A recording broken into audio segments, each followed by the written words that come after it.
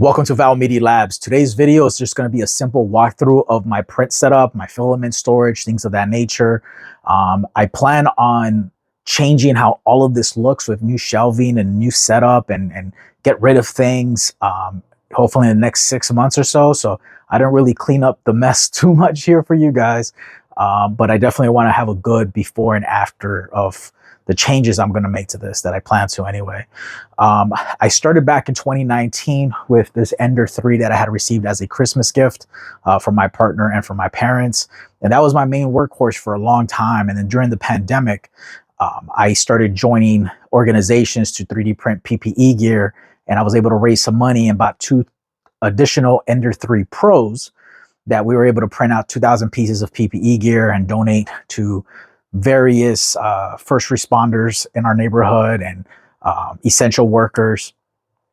And I had planned on donating those 2 Ender 3 Pros because they were bought with donation money to some of the local schools. And when everything kind of died down, no one was responding back to me, or they had better printers, or they just didn't have use for them. So those are currently in storage.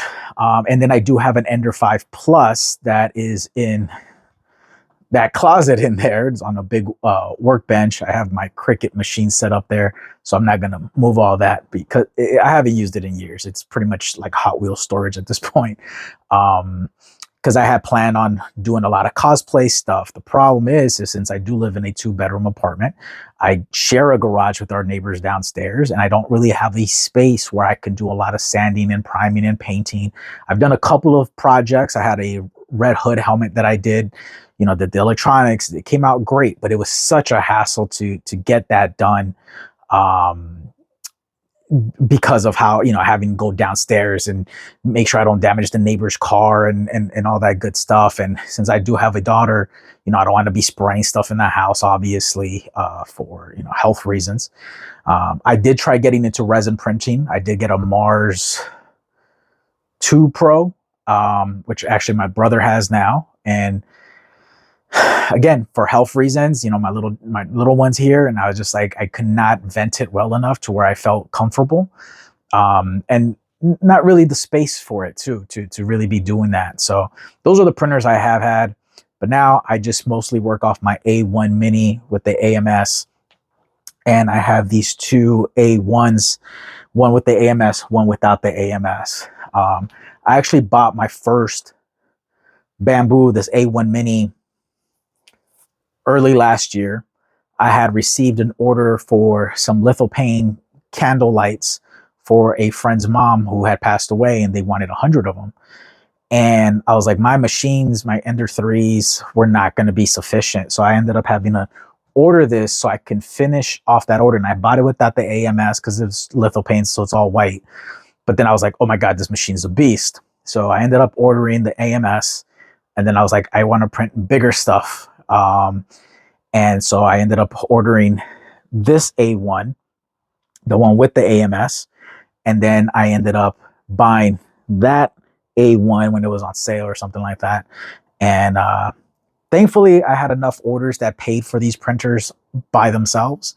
I 3D printed a bunch of awards for a race director locally, and a few other things that people had ordered, that I was able to pay these machines off. So they already paid for themselves. My problem is I haven't utilized them to create a very steady source of revenue, which I'm planning on changing. And hopefully you guys see that progress while I'm here. My main source of income, I said in my introduction video, is 3D printing lithophane night lights, but that's usually towards Christmas time. And that's usually when I sell a pretty good amount, and that helps out buying Christmas presents and things of that nature. The other problem that I have is filament storage, right? So right now I have this cart that I got from Amazon, and it has filament on both sides. I used to pack all of this. Oh, let me stop this here. So I used to have all of my filament under here in their boxes, right? And I never knew what I had. And so I decided to get this just to make it a little bit more accessible, easier, and I have a knowledge of what inventory I have. But I definitely want to clear this out. I want to get different shelving for the printers and maybe stack them vertically Might get rid of this pegboard. This pegboard I originally had, well, my brother helped me put it up, and that was more for the resin printing. That way I had access to my gloves and to mask and things in the nature, and the resin printer used to sit here. But like I stated earlier, just because of my little one, I was like, no, I can't really have that. But as of right now, you know, I have this little stand from Harbor Freight. It's very sturdy. That's actually the first stand. I have two more of these stands for those Ender 3s I talked about earlier. But I originally got this when I got my first Ender 3. And I just really love them. They're very sturdy. But yeah, I kind of want to put these together and maybe set the printers down low and then the top with filament, but I'll see how that goes.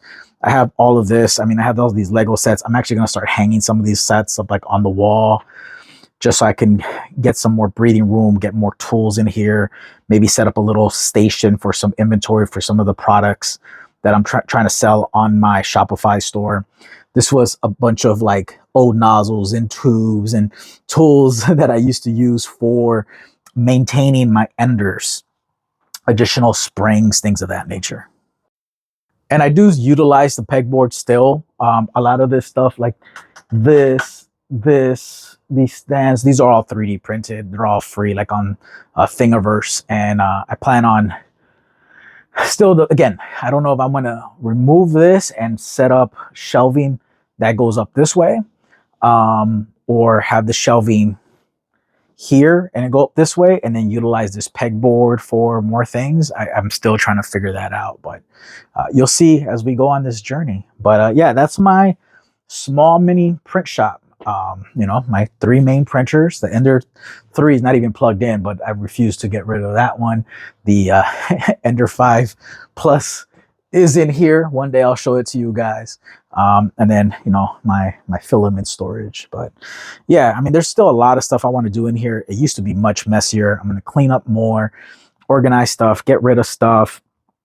You know, I have like bags of tools and stuff, and also like crafting supplies. So like I have a Cricut machine, and I like doing some stuff with the Cricut machine and just arts and craft stuff to try to do with the 3D printers, but never really utilized it to its full extent. So I want to really organize as much as possible and make it easier for even my partner and my daughter, for them to come in here and grab supplies to do arts and crafts. So yeah, we're going to get there. We're going to get there. But welcome to my workshop. Oh, this is my computer setup over here.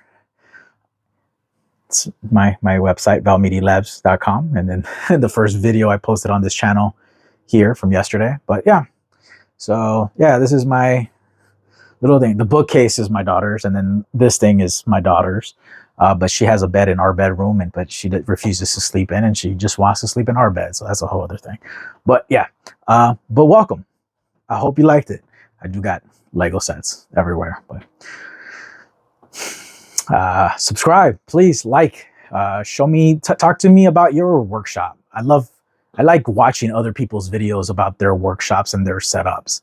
You know, I get envious, but I do plan on making a huge change, make it a purple color scheme because my daughter loves purple.